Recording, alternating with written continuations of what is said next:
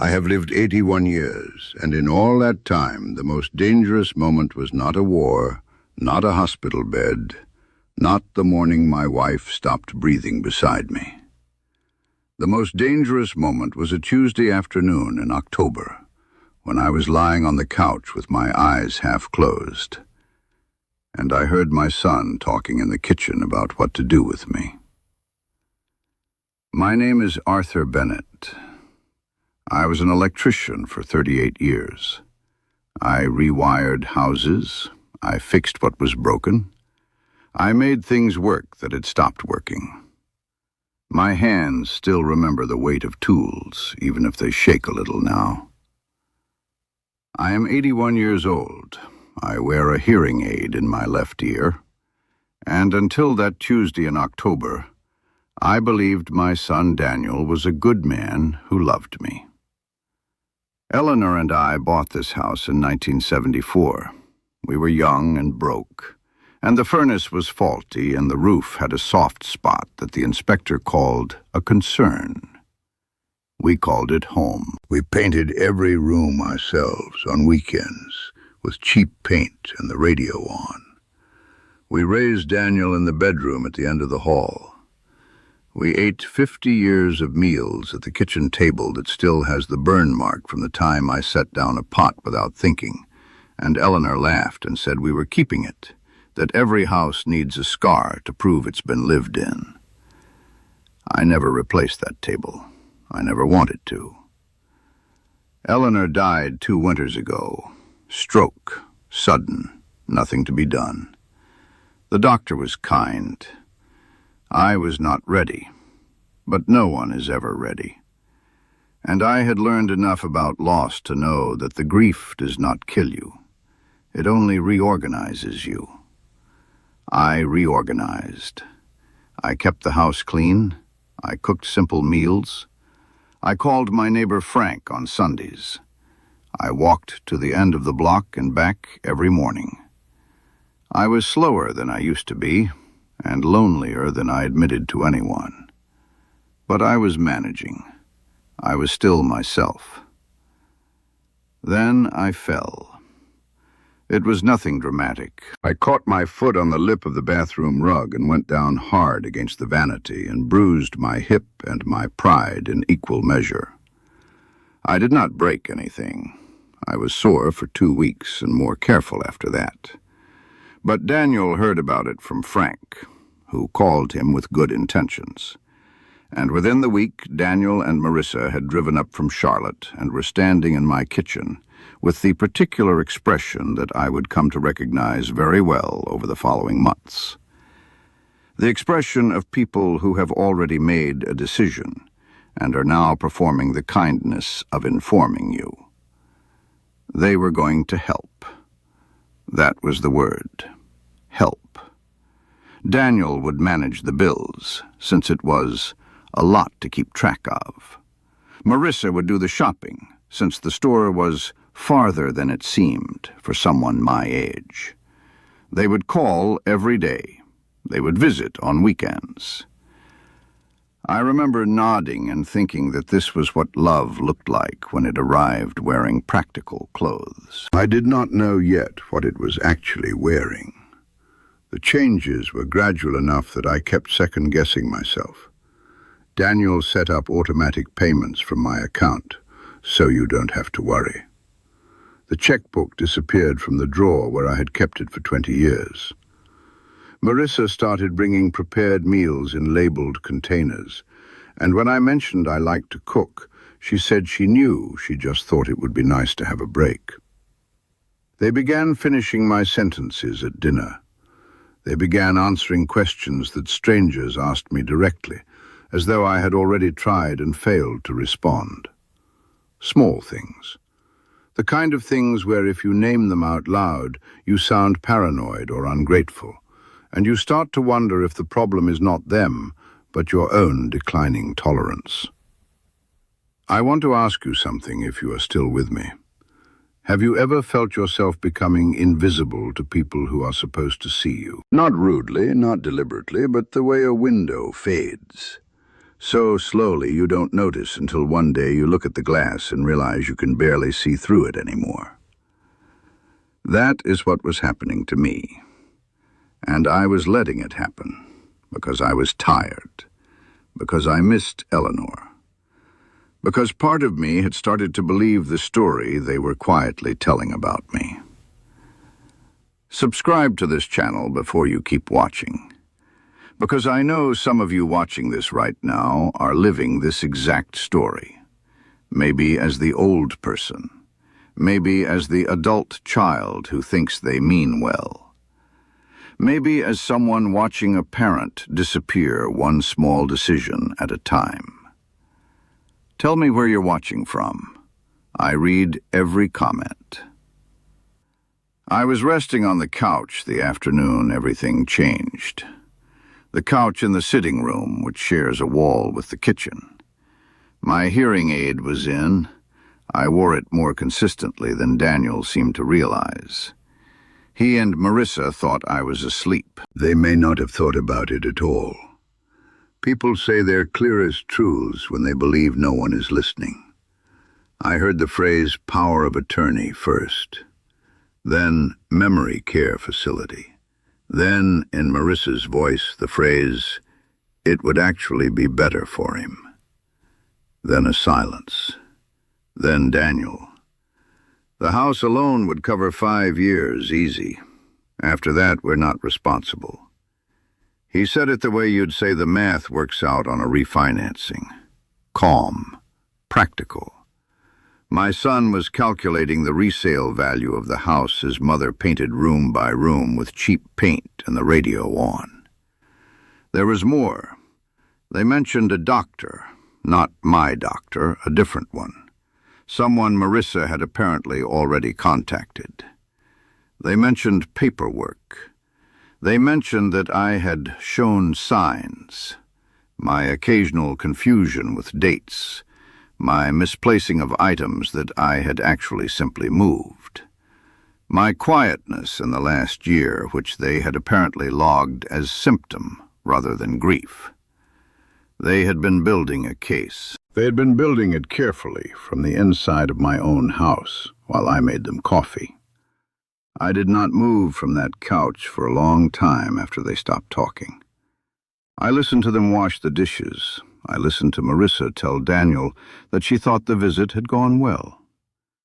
And then I listened to my own breathing, very slowly. And I made a decision so quiet, it barely made a sound. I would not confront them, not yet. Not ever from a place of anger that they could point to and say, "Look, you see how he gets?" I would not give them that. I would give them nothing except exactly what they expected to see. And behind that, I would begin to work.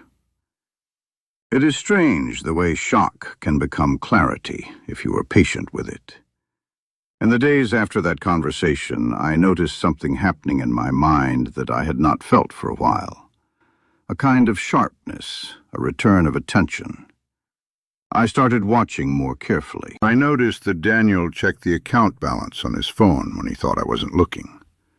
I noticed that Marissa had taken the folder of house documents from the filing cabinet in the study and not returned it. I noticed the specific way they softened their voices when they spoke to me, the pediatric cadence people use for those they've decided cannot be addressed as equals. And I noticed what they did not notice. That I noticed everything. Frank DeLuca had been my friend since 1987. We met at the Neighborhood Association and discovered we had both served in Korea, though at different times and in different capacities, and that we had exactly the same opinion about a certain brand of instant coffee. He had retired from 22 years as a paralegal and kept his mind like a filed cabinet. Everything in order, nothing discarded. I had not told Frank what I had heard. I called him a week after the kitchen conversation and asked if he wanted to come by for coffee. Frank came by. I made the real kind, and I told him everything. He did not react dramatically. That is what I have always valued in Frank, the absence of performance. He listened with his coffee cup resting on his knee, and then he said, "How much time do you think you have?" I told him I didn't know, a few weeks maybe. He nodded and set down his cup and said, "Then we should probably start today." What followed I will describe simply, without the legal language that would make it tedious. Frank knew what steps mattered and what steps were theater. The first thing was the documents, the deed, the financial records, anything that established clearly and formally that I was the owner of this property and competent to act in that capacity. I had copies of some things. Frank helped me locate and secure the others. The second thing was my own doctor. Not the one Marissa had apparently cultivated, but my actual physician, Dr. Okonkwo, whom I had seen for 11 years and who knew my baseline the way a mechanic knows the particular sound of an engine he's been servicing for a decade. Dr. Okonkwo was, when I explained the situation, not surprised in a way that told me this was not the first time he had heard something similar. He was methodical. He conducted a formal cognitive assessment. He documented it. He wrote a letter. The letter was clear and would be difficult to argue with, because Dr. Okonkwo is not a man who writes in a way that invites argument. What would you have done if you had been in that kitchen and heard what I heard? Would you have confronted them that same day? Would you have left quietly and never come back? I have thought about this often. Tell me in the comments, because I genuinely do not know if my way was the right way. The third thing I did was the one that cost me the most, not financially, but emotionally. I changed the structure of the house's ownership in a way that was legal, documented, and final. Frank knew a real estate attorney, a woman named Patricia who had offices in the next town, and she met with me on a Thursday morning while Daniel and Marissa were back in Charlotte. Patricia was thorough and asked me several times in different ways whether I was sure. I told her I was sure. We arranged things so that no transfer of the property was possible without a process that would require, at minimum, public documentation and a clear legal record. The casual absorption of the house they had been planning became, quietly, impossible. The recording came later, and I want to be honest with you about it. I did not set out to record them. I bought a small voice-activated recorder because Frank suggested it might be useful, and I set it in the kitchen because it was where they spoke most freely. The first recording was a conversation about groceries and nothing else. The second was a conversation where Daniel told Marissa that the process was moving faster than expected, and that he had spoken to the doctor again. The third was the one I kept. When they came the following weekend, I was sitting at the kitchen table with my coffee. They had the look, the particular bright efficiency of people executing a plan. Daniel had a folder. Marissa had her phone out. Daniel explained that they had been looking into options, that there was a lovely facility, that Dr. Okonkwo would of course need to be involved, but that they had been in contact with another physician who was also qualified. He said all of this gently, with the tone of someone doing a difficult but necessary thing. I let him finish. Then I placed 3 documents on the table. The first was the letter from Dr. Okonkwo. The second was the new property documentation from Patricia's office. The third was a printed transcript, partial and selected, of the conversation I had recorded. I did not raise my voice. That was important to me. Not because I wasn't angry, because I was. I was furious in a way that went down into my bones. But because anger would have given them a door, and I wanted no doors left open. I said, "I know what you came here to do. I've known for some time. And I need you to understand that it is not going to happen. The silence that followed was the first honest silence we had shared in months. Marissa spoke first. She said they had only been trying to help. Daniel said I had misunderstood. I told them, without particular emotion, that I had a recording. I told them that the documentation on the table reflected the current legal reality. I told them that Dr. Okonkwo's letter was already on file. And I told them that Patricia's office had been instructed to flag any inquiries regarding the property and respond with the full record of events. I watched Daniel look at the documents. I watched him understand.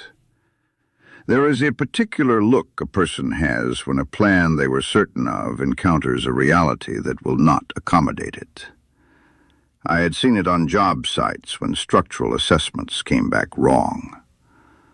I watched my son have that look, and I felt something I had not expected. Not satisfaction exactly, not victory, but a kind of exhausted sorrow, because he was still my son, because I had taught him to ride a bicycle in the driveway of this house, because some portion of me had hoped, right up until that moment, that I had misheard everything. I asked them to leave. They left. There was no argument, which surprised me. Perhaps they understood that argument would only create more record. Perhaps they simply needed time to absorb what had happened. Daniel called once a week later and said he wanted to talk. I told him I would be willing to talk when he was ready to be honest about what he had planned. He did not call back after that. Frank came by the following Friday. We sat in the living room and drank good coffee and talked about things that had nothing to do with any of this. A documentary he had watched, a neighbor's new dog that had strong opinions about squirrels, whether the diner on Mill Street had gotten better or worse in the last year.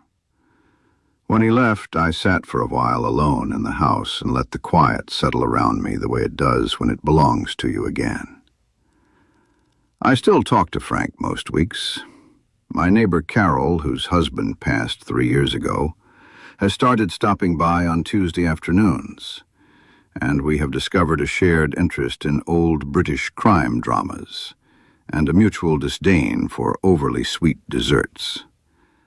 My great-niece Tamara, who lives 2 towns over, calls more now that I have called her. I had not called enough before, had assumed distance was simply how things were, and I was wrong. These are not large relationships. They do not fill the house the way Eleanor did, but they are real, which is more than I can say for what I had before.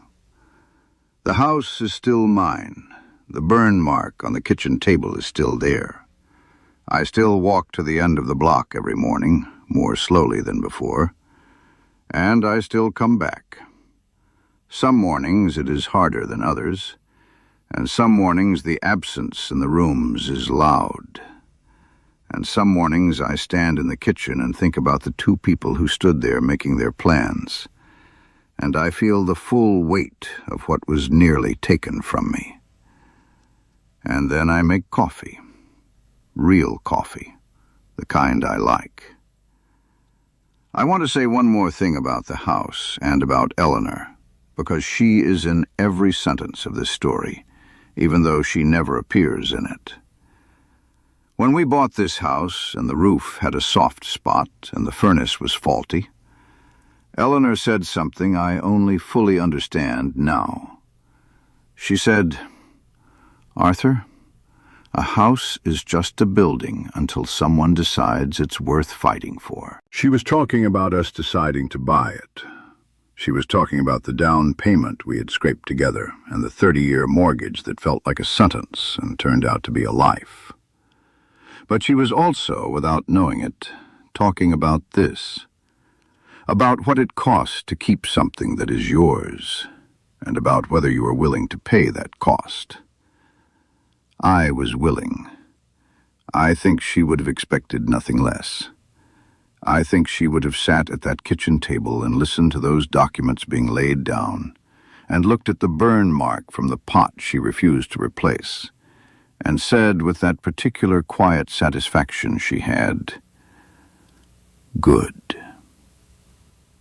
Here is the question I am leaving you with, and I want you to think about it honestly before you answer. At what point does caring for someone become controlling them? At what point does concern become erasure? Because I do not think Daniel and Marissa woke up one morning and decided to be villains. I think something much quieter and more common happened. They decided that they knew better. And once you decide that, the distance between helping someone and removing them is shorter than anyone wants to admit. I ask you this because I suspect you know someone in a version of this situation. Maybe that someone is you. If it is, this channel exists for exactly that reason. Subscribe. Come back. You are not invisible here.